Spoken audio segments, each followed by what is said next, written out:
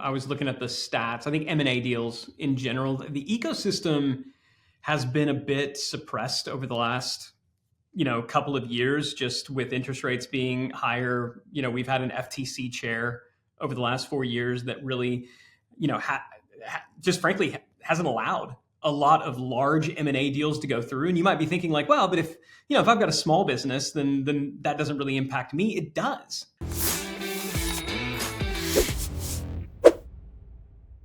Hey everybody, welcome to the first episode as far as we know. Now, our people might do this differently, but as far as we know, this is the first official episode of 2025 for Business Lunch. Ryan, Happy New Year.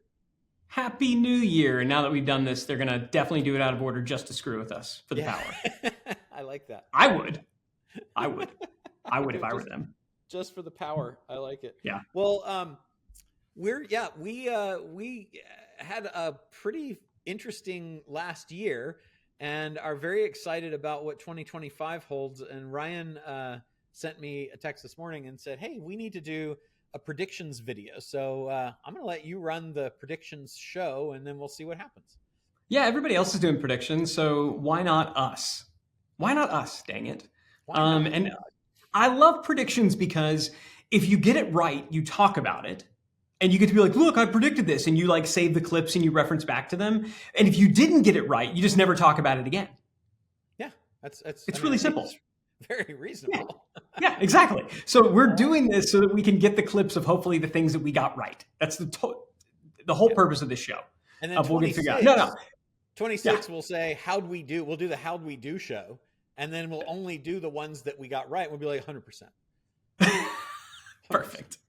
Perfect. And thankfully, there'll be no way to go back and verify this. No, so I thought it'd be fun to look at business. So broadly speaking, who do we think are going to be the business winners and losers going into 2025? Who do we think are going to be the technology winners and losers? Also from a marketing standpoint, because last I checked, we know a thing or two about marketing. What do we think is going to be a winner from a marketing standpoint? The tactics and strategies that are going to be marketing winners.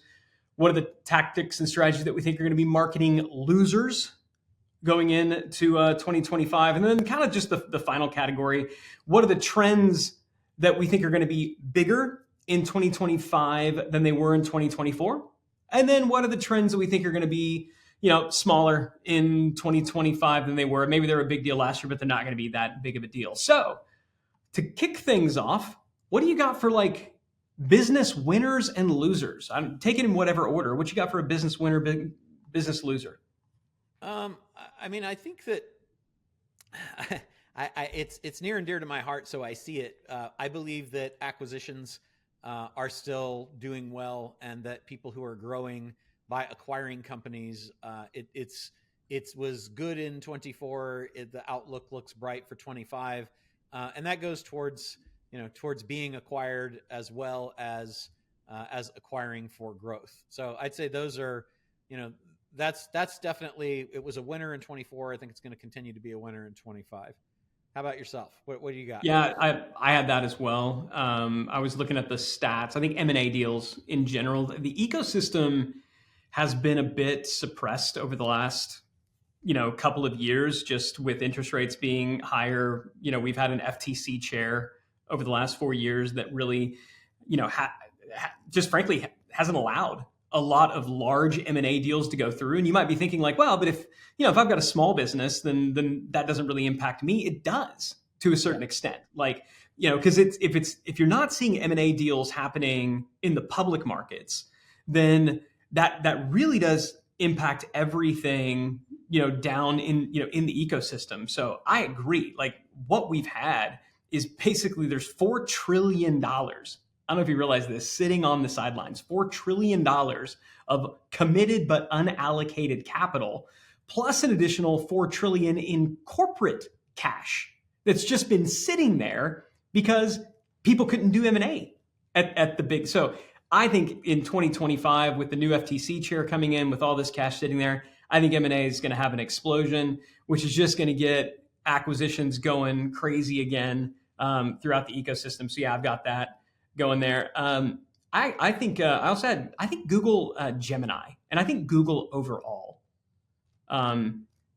people didn't talk a ton about Google in 2024. I think I'm looking at Gemini. I'll talk more about this later, and what they're doing. I'm looking at YouTube, and just, you want to talk about streaming platforms and what is everybody watching?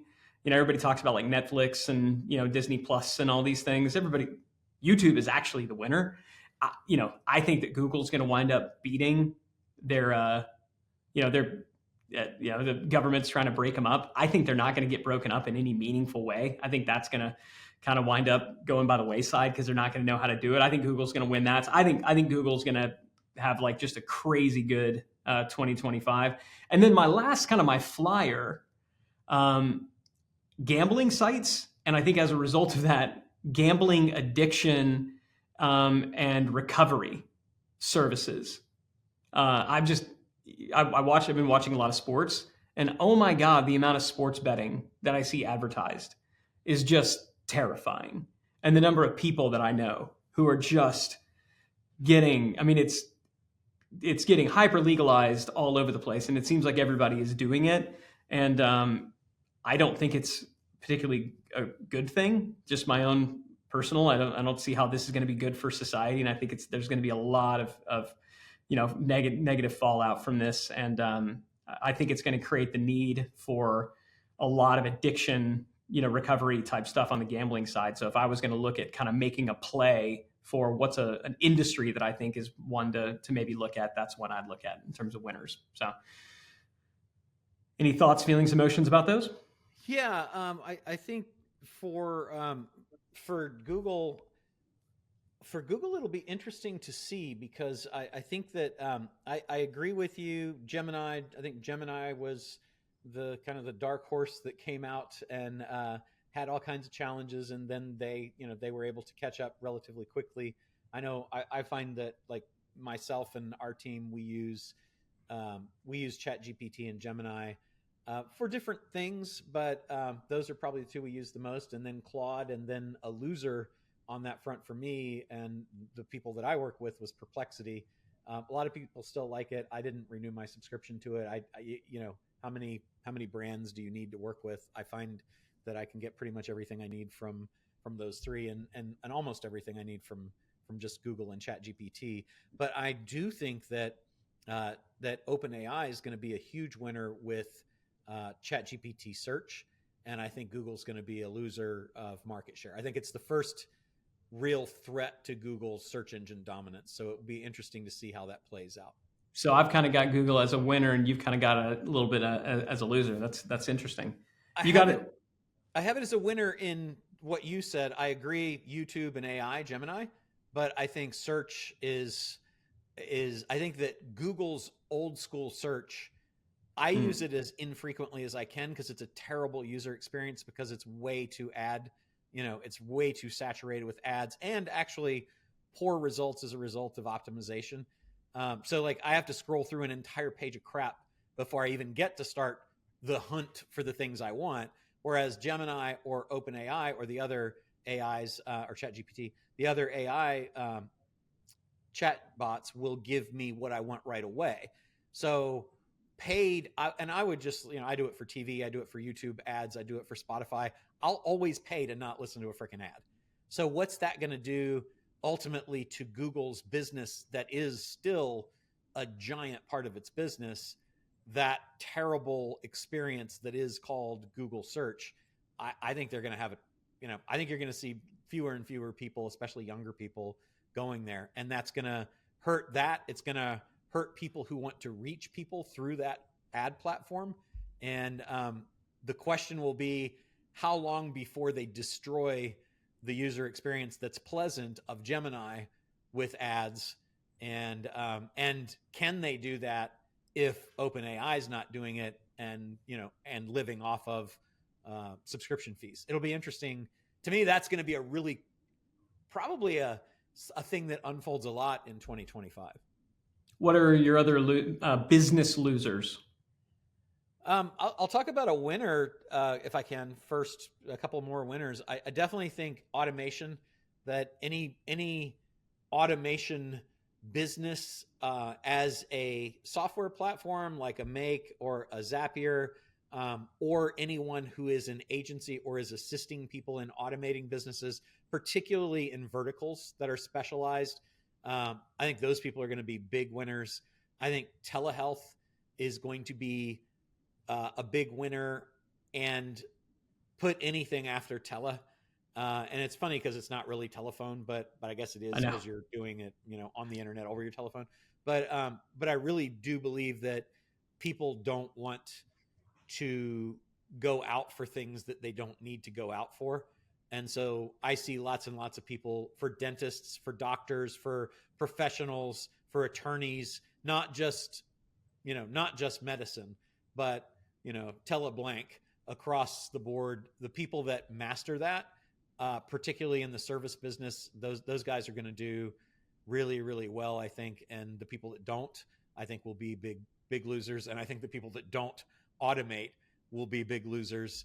In the automation category, I'd also go with RPA for the win. Robotic process automation, basically just the actual automation of mindless, terrible tasks that people are doing that take humans a long time to do. Like for our tax return business, taking the information from all the crap that people send you and upload to the portal of their documents, and then transferring it into the software to be able to do tax returns. Expense accounts payable departments that require receipts from all the people that work for the company, and then they have to somehow get all those receipts into the accounting program. I think those things are going to be big winners, and I think the businesses that don't keep up are going to have big challenges with that.